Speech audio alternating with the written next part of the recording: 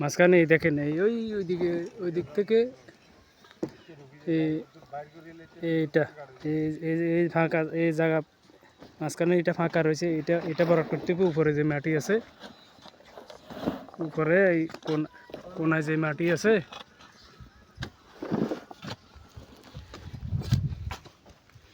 এখানে এই দেখেন এই দুইটা পিলার, এই পিলার থেকে এইটা মাটি, এই উপরের এই মাটিটা এই মাঝখানে যেটা গর্ত রয়ে গেছে দেখেন, এইটাতে ভরাট করতে হবে।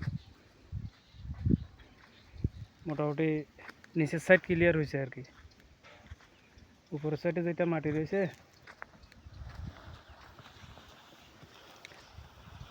পিলার